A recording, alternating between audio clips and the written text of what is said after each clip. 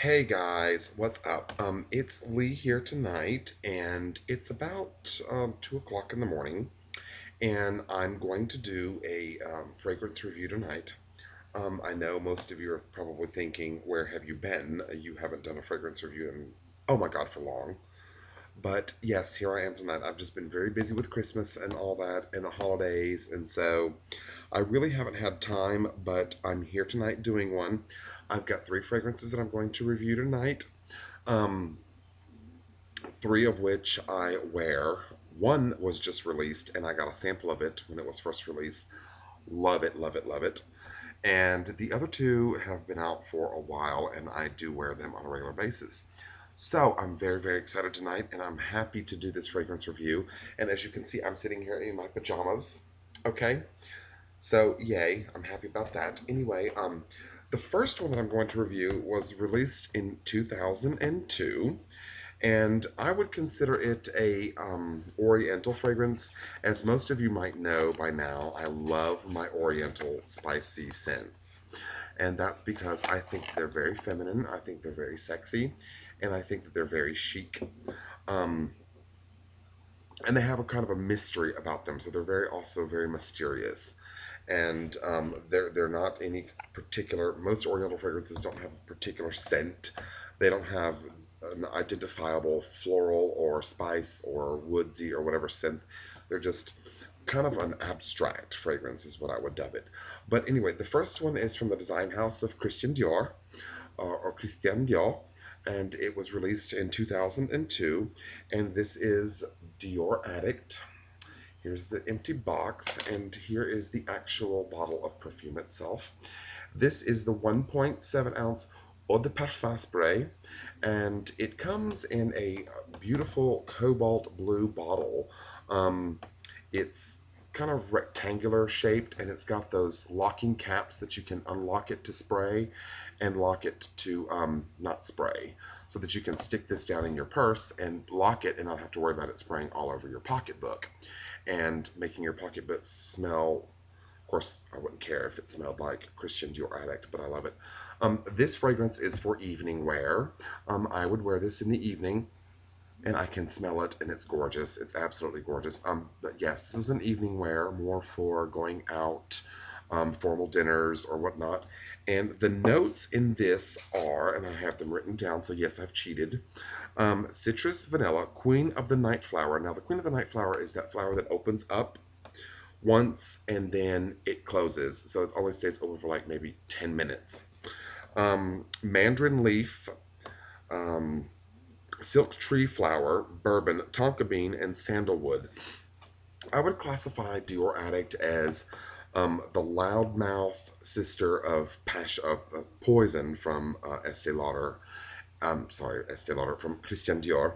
And she's very loud. She's very obnoxious at first when she starts out, but then once you get to know her, she really turns into something that's gorgeous and lovely, and that's what Dior Addict is very loud at first. It's very sweet. It's extremely, extremely sweet, and then but it warms up and it becomes more of a um, sensuous and opulent perfume. So it's very, very gorgeous. I love wearing this. I wear this in the evening, so this is a very evening wear. I don't wear this during the daytime. I don't wear this to work because it's too elegant to wear to work. So, but yeah, I love wearing this, and I get tons and tons of compliments. So this is Dior Addict from Christian Dior, and it's in the 1.7 ounce Eau de Parfum spray.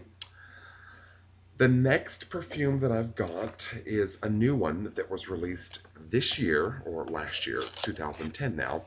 It was released last year, and I'm beginning to like this design house more and more. The more that they have, the more I like them.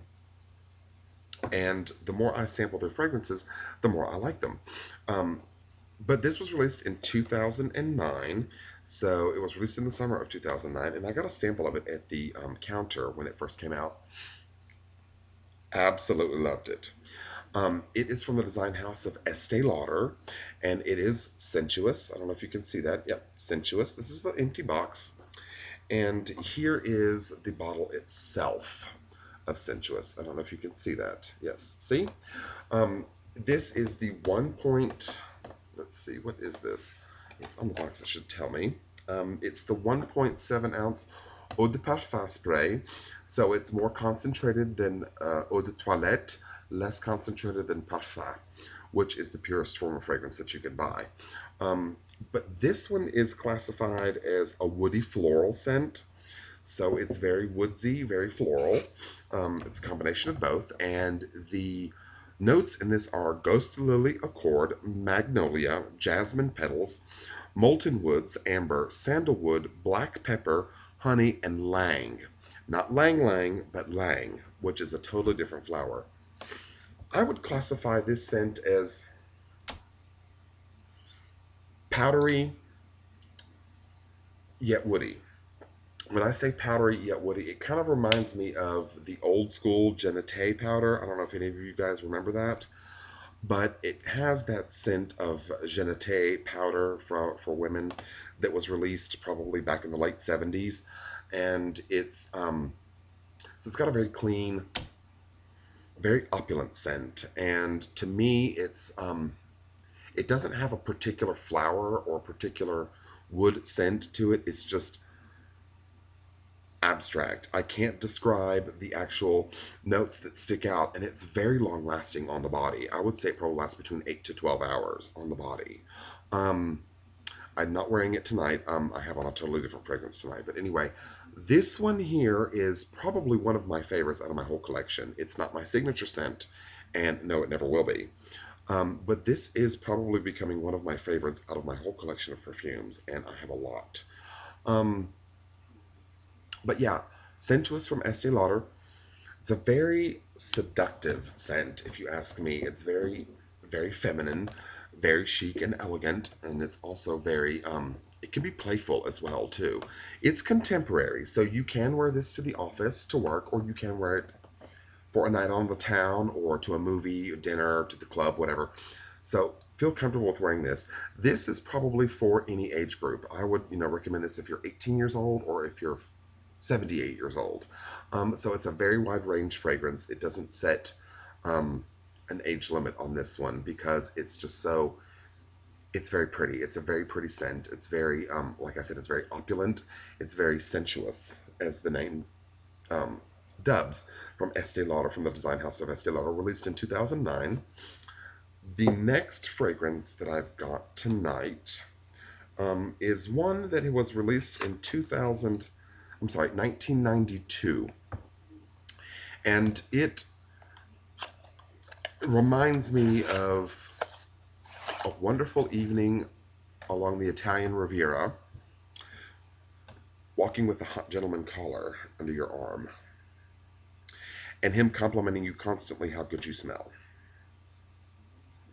and smelling the breeze coming off of the Mediterranean Sea. That's what this fragrance reminds me of. And it's also from the design house of Estee Lauder, and it is Tuscany per Donna, which means for women in Italian, so it's Tuscany. And it is in the 1.7 ounce Eau de Parfum spray. This is the empty box. And here's the perfume. Tuscany to me is also a floral oriental, and as most of you know, I love my floral orientals. This one has got notes of rose, muget, citrus, Mediterranean herbs, jasmine, carnation, honeysuckle, peony, sandalwood, amber, and vanilla. What I love about this fragrance is that it's very youthful, very seductive, very sexy, very opulent, and it's very, very feminine. And like I said, it reminds me of a night on the Italian Riviera or a night in Rome, walking down the street with a handsome, handsome gentleman, him complimenting you on how good you smell, because this scent really, really is. When I wear this scent, I get compliments from guys and girls alike all the time. They always ask me what I'm wearing, and I'm very pleased with Estee Lauder's fragrances. Estee Lauder's got some really good stuff out there, and I'm becoming more, I like the design house more and more. Most of you know that Chanel is my favorite. Chanel number 5 is my signature scent, always will be. I think this is going to be a two-part series, so let me stop the camera and I'll start.